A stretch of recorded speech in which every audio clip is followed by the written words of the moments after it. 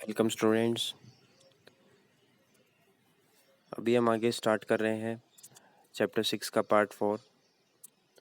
और हमने पढ़ा है पार्ट 3 में कि कैसे छोटे व्यापारी और बड़े व्यापारियों ने भारतीय उपमहाद्वीप में जो व्यापार है वो स्टार्ट किया। उसके आगे हम देखेंगे कि क्राफ्ट पर्सन्स शिल्पकारों की क्या भूमिका रही उपमहाद्वीप के अंदर। तो हमारा नेक्स्ट टॉपिक है क्राफ्ट इन टाउन्स। कस्बों में किस तरीके का क्राफ्ट का काम था, शिल्पकारी थी। The craftspersons of Bidar were so famed for their inlay work in copper and silver that it came to be called Bidri. तो जो बिदार क्राफ्ट पर्सन्स थे, बिदार जो कम्युनिटी है शिल्पकारों की, वो इतने ज़्यादा फेम्ड मीन्स इतने ज़्यादा फेमस थे कि उनका कॉपर और सिल्वर का जो काम था, ठीक, कॉपर और सिल्वर की जो भी वो चीज़ें बनाते थे उनको बिदरी के नाम से बोला जाता था। ठीक है, उनका वर्क जो था बहुत ही क्लीन होता था, बहुत ही साफ होता था और अच्छा होता था। द पांचालाज और Vishwakarma community consisting of goldsmiths, bronze smiths, blacksmiths, masons, carpenters were essential to the building of temples. तो जो पांचाल्स हैं, पांचाल्स या विश्वकर्मा के नाम से जो कम्युनिटी थी, जो समुदाय थे, जिसमें तरह तरह के शिल्पकार थे, जैसे सुनार थे, लोहार थे, या फिर बढ़ई थे, ठीक है, या मैसन्स जो घर बनाते हैं वो थे। तो इनका अलग अलग योगदान था मंदिर बनवाने में, क्योंकि एक मंदिर बनाने के लिए मैसन्स भी चाहिए, गोल्ड स्मिथ चाहिए, ब्रॉन्ज स्मिथ चाहिए। तो इन सब की अलग अलग भूमिका थी। They also played an important role to the construction of places, big buildings, tanks and reservoirs. इसके अलावा इन क्राफ्ट पर्सन्स का जो रोल है वो बड़े बड़े पैलेस, महल बनाने में, बिल्डिंग्स बनाने में, टैंक्स और रिजर्वायर बनाने में भी था। Similarly, weavers such as Salyar, Kaikulars, amazed as prosperous communities making donation to temples। और क्राफ्ट पर्सन्स के अलावा वीवर्स जो बुनकर लोग थे, जैसे कि इन्होंने नाम दिया है सलैयार और काइकोलार्स, ये एक ही कम्युनिटी के नाम है। तो ये भी एक प्रोस्पेरस मतलब एक समृद्ध समुदाय था ये, जो डोनेशन देता था, मंदिर को दान देता था। Some aspects of cloth making like cotton cleaning, spinning and dyeing became very specialized and independent craft। कुछ जो एस्पेक्ट थे, जो कुछ पहलू थे, कुछ पार्ट जो था क्लॉथ मेकिंग का, जैसे कि कॉटन को साफ करना, ठीक, कपास जो होती है उसको साफ करना, फिर उसको स्पिन करना, काटना उसको, फिर उसको डाई करना मतलब कलर करना। तो ये एक स्पेशलाइज्ड पार्ट था, एक विशेष तरीके से ये एक आर्टफुल काम था जो एक विशेष कारीगर ही कर सकता था, और ये एक इंडिपेंडेंट क्राफ्ट बन गया था, एक तरीके से स्वतंत्र ये शिल्पकारी बन गई थी। The changing Fortune of towns, ठीक है, फॉर्चून का मतलब होता है भाग्य। तो शिल्पकारी से क्या बदलाव आया, क्या कस्बे जो थे उनमें उनका क्या भाग्य बदला, ये हम देखते हैं। Some towns like Ahmedabad, Gujarat were often to become major commercial cities, but other like Thanjavur shrank in size and importance over centuries. कुछ जो क्षेत्र थे जैसे कि अहमदाबाद गुजरात में, तो वो थी इम्पोर्टेंट जो कमर्शियल सेंटर बने, औद्योगिक शहर बने, जबकि जो तंजावुर जैसे शहर थे, तंजावुर जैसे कस्बे थे, ठीक है, वो साइज में और छोटे होते गए, मतलब उनका महत्व कम होता गया, और इनकी जो सेंचुरीज शताब्दी आते तक, शताब्दियों में इनका जो महत्व है वो कम होता गया। Murshidabad, West Bengal on the banks of Bhagirathi, which rose to prominence as center for silk and became capital of Bengal in 1704, declined in the course of the century as weavers faced competition from cheap mill made cloth from England। देखिए, इसमें एक example दिया है waste Bengal Murshidabad जो एक जगह है। भागीरथी जो है, भागीरथी किसको बोलते हैं, हिंदी में जो पर्यायवाची होता है भागीरथी, गंगा नदी को बोलते हैं। और गंगा नदी का जो डेल्टा बनाती है, सुंदरबन डेल्टा बनाती है गंगा और ब्रह्मपुत्रा नदी वेस्ट बंगाल में, ठीक है, सुंदरबन डेल्टा बनाती है और वहीं पे जा कर के ड्रेन होती हैं, वहीं पे जाके गिरती हैं।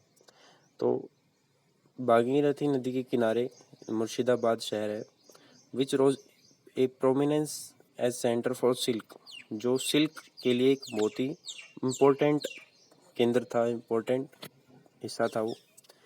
And became capital of Bengal, और उसके बाद इसी कारण से बंगाल की राजधानी बनाया गया उसे 1704 में।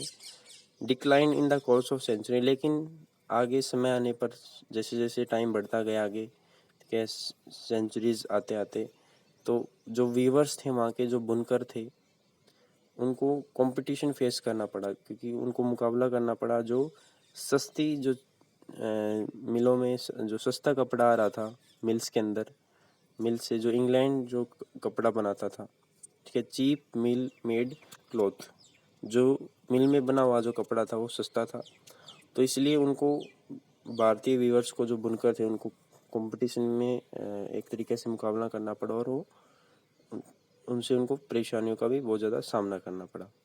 तो ये कुछ ऐसे पार्ट थे जो डिक्लाइन हो रहे थे, और कुछ ऐसे पार्ट थे अहमदाबाद जैसे, कुछ ऐसे हिस्से थे भारत के जो प्रोस्पेरस हो रहे थे, क्या फल फूल रहे थे। तो कुछ क्राफ्ट पर्सन्स का ऐसा ही योगदान रहा है। इसके बाद हम आगे देखेंगे, हम्पी, मछलीपट्टनम और सूरत के बारे में पढ़ेंगे। हम्पी हम्पी जो है एक आर्कियोलॉजिकल साइट है, एक यूनेस्को के द्वारा एक बोल सकते हैं कि एक हेरिटेज है इंडिया की, घोषित की हुई। और प्रेजेंट डे हम्पी कर्नाटका में, ठीक है, जो आंध्र प्रदेश के ईस्टर्न बॉर्डर से लगता है, ठीक है। मछलीपट्टनम को भी मछलीपट्टनम के नाम से जाना जाता था पहले, और सूरत गुजरात। तो इनके बारे में हम एक एक करके पढ़ेंगे। सबसे पहले है आर्किटेक्चरल स्प्लेंडर ऑफ हम्पी, ठीक है। आर्किटेक्चरल स्प्लेंडर मतलब कि आकर्षण, क्या क्या आकर्षित बिल्डिंग्स हैं वहाँ पे हम्पी के अंदर, वो हम देखेंगे। Hampi is located in Krishna Tungabhadra basin, जो कृष्णा तुंगभद्रा बेसिन है वहाँ पे लोकेटेड है, which form the nucleus of the Vijayanagara empire, founded in 1336। और हम्पी जो था वो केंद्र था, न्यूक्लियस का मतलब क्या होता है, केंद्र, ठीक है। विजयनगर साम्राज्य जो था उसका केंद्र था, जो 1336 में उसकी स्थापना की गई थी। The magnificent ruins at Hampi reveal a well fortified city, तो जो इसके आपको अभी भी कुछ अवशेष देखने को मिल जाएंगे हम्पी को, अगर आप देखेंगे तो इसकी आर्किटेक्चरल स्टाइल को देख करके ये लगता है कि एक फोर्टिफाइड सिटी रहा होगा, मतलब एक बहुत ही मजबूत शहर रहा होगा। नो मोर्टार और cementing agent was used in the construction of this walls, and the technique followed was to wedge them together by interlocking.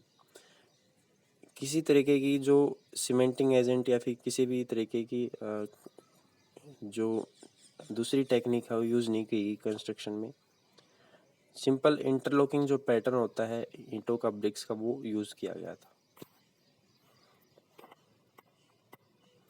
कुछ इस तरीके की जो एंशियंट बिल्डिंग्स है वो हम पे दिखाई देती हैं, ठीक है। फोर्टिफाइड सिटी का होता है मजबूत शहर, ठीक है।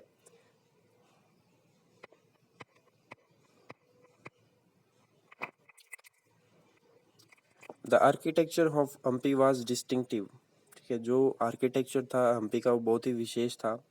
The buildings in the royal complex had splendid arches and domes and pillared halls with niches for holding sculptures.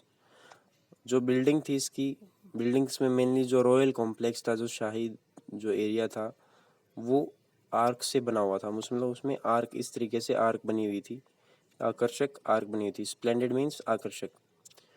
Doms थे, गुम्बद थे, और पिलर जो थे, पिलर्ड हॉल्स थे, ठीक है। और जो हॉल था उसमें पिलर ऐसे लगे हुए थे, ठीक है। और उन स्कल्पचर क्या होती है, मूर्तियाँ, तो उन मूर्तियों को भी ऐसे इस तरीके से दीवार में बनवाया गया था। They also had well-planned orchards and pleasure gardens with sculptural motifs such as lotus and corbels. तो उनके ऑर्किड क्या होते हैं, जो फ्रूट ट्रीज होते हैं, यहाँ पे फ्रूट ट्रीज उगाए जाते हैं। और गार्डन्स थे, गार्डन में किसी भी तरीके के पेड़ पौधे हो सकते हैं। मेनली ऑर्किड्स में वही ट्री होते हैं जहाँ जिसमें फ्रूट लगते हों। तो वहाँ पे वेल प्लान मतलब इस अच्छी तरीके से ऑर्किड्स भी जो थे वो बनाए गए थे, गार्डन बनाए गए थे कि उसके अंदर स्कल्पचरल मोटिव्स थे, मतलब मूर्तियों के चिन्ह थे, ठीक है, जैसे कि लोटस है या कॉर्बल है। In its heyday in 15th and 16th centuries, Hampi bustled with commercial and cultural activities. सो हेडे का मतलब क्या होता है कि जो खुशी के दिन होते हैं, आनंद का जो टाइम होता है, मतलब जिस समय पर हम्पी बहुत ज़्यादा समृद्ध टाउन था, उस समय पर हम्पी एक कल्चरल और कमर्शियल सेंटर था। एक्टिविटीज़ के लिए कल्चरल और कमर्शियल एक्टिविटीज़ की जाती थी यहाँ पे।